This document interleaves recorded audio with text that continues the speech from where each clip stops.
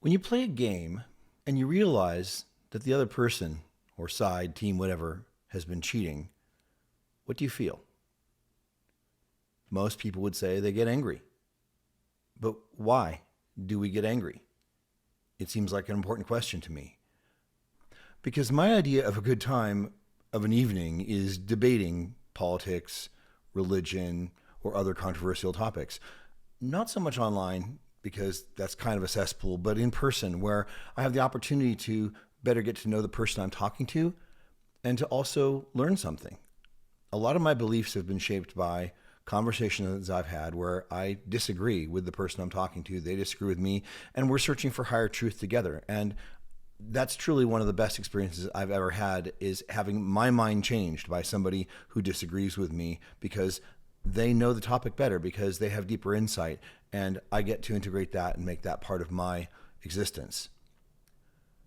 In the past, some of the debates I've been in, even going all the way back to my childhood, and it still happens occasionally, I will be talking with a person and then I'll discover myself getting angry. And when I've expressed this anger, the other person usually jumps on it and essentially claims victory in the debate because I've gotten angry. It wasn't because they were right or because they had the better viewpoint. It was because I was angry. That's like, aha, you're angry, right? So I had a hard time understanding why I would sometimes, not always, get angry until I finally realized that most of the time when people debate, they're not actually looking for deeper understanding. They're defending their pre-existing beliefs. Okay, so follow this here with me. People hold their beliefs so strongly sometimes that they begin to identify with them. They actually feel that they are their beliefs. They're one and the same. And when people identify with their beliefs, any challenge to their beliefs is literally a challenge to them as a person. It's a challenge to their very existence. When your life is threatened, you feel fear. And when you're fearful, you fight, flee, or hide. The problem is that accepting that your beliefs could be different or better, to many people who identify with their beliefs, it feels like death. And when we're threatened with imminent death, we pull out all the stops to avoid that, including cheating at the game. In the case of a supposedly friendly debate, cheating takes a lot of forms, like starting to talk about who your opponent is. Well, that's just how you are. You know, that's the kind of person you are, your gender or your political ideology or whatever, instead of what they're actually saying, their argument. This is called ad hominem, which is Latin for arguing to the person or arguing to the man, instead of arguing at what the person is actually saying. And this is something I'm going to get into a lot later on this channel. But right now, there's just a whole bunch of ways that people cheat. I often think of them as low blows. And as I mentioned at the start, when someone cheats at a game, we feel angry. I felt angry. But until we understand the proper purpose of emotions, then it's easy to misunderstand our own emotions or lose control of them or let other people use our own justified emotions against us. The fact is that every emotion has a proper purpose, what I call a justification.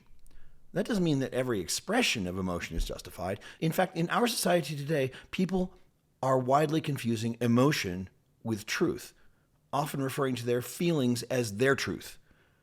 This is terribly damaging to society, and it's something that I am definitely fighting against. Am I angry? Yeah, I'm kind of angry because this is not healthy. This is actually tearing our society down. I'll talk more about it another time, but I believe that anger is justified. There's a rational reason for it. And when there's a rational reason for something, then that actually means that you have a cause for action. So emotions in and of themselves aren't the problem. In fact, properly understood, emotions give us deep insight into our deepest values and can be used as tools for effective understanding and communication. There are lots of emotions, and people disagree on the fine points of what exactly counts as an emotion or a quality or a state of being or whatever. So in this video, I'm going to keep it really simple. I'm going to focus on the big five emotions that Pixar portrayed in their wonderful movie Inside Out. These are the emotions of anger, fear, sadness, disgust, and joy. I'm mostly going to state each emotion's purpose in this video. In future videos, I'll go more deeply into each one. And if you leave a comment on this video telling me what you're interested in, then I'll know what to go more deeply into. I've thought about this a lot, and I have deeper thoughts on all of these. So let's start.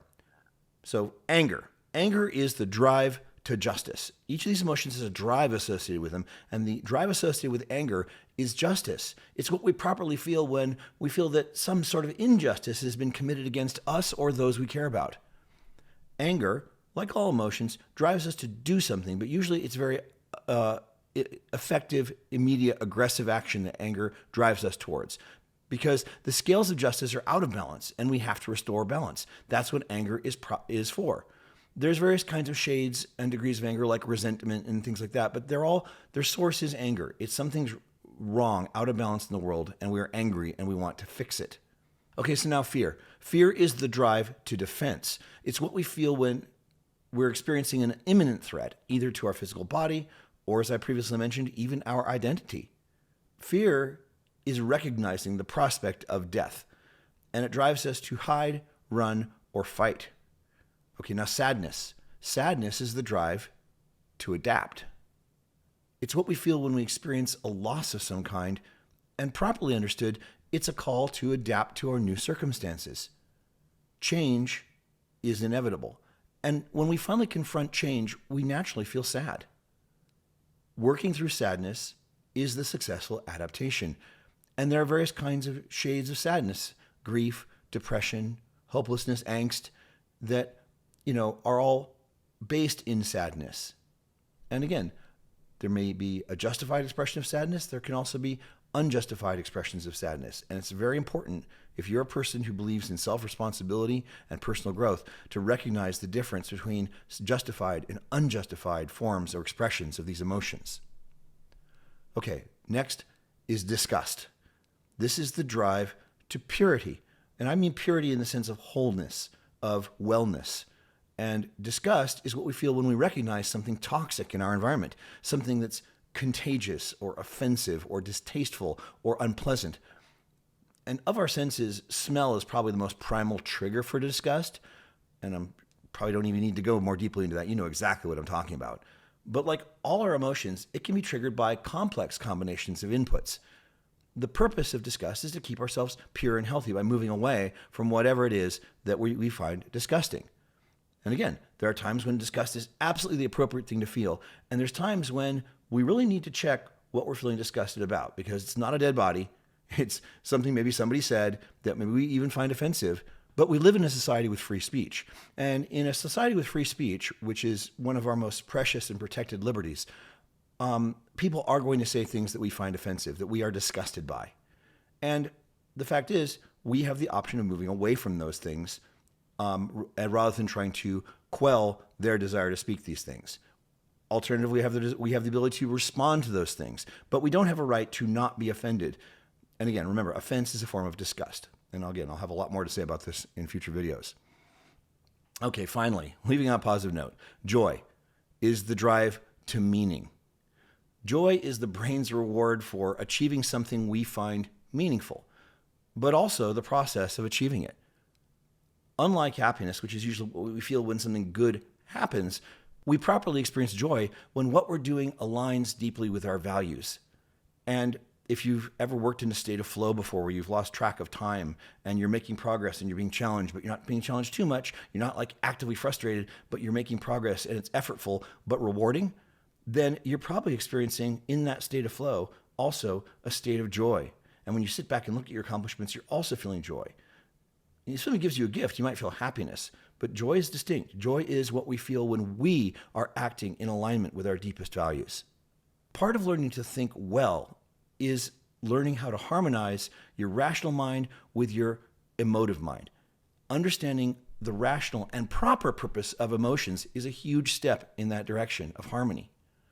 So leave me a comment and let me know which of these or other emotions you'd like me to discuss more deeply. I'm on this journey of personal learning and growth, and I hope you'll continue it with me.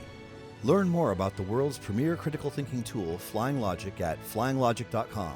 Help spread the word by rating and reviewing this show on your favorite podcast platform. Discuss this episode at bewareofwolf.com and keep raising the bar, whether the world likes it or not.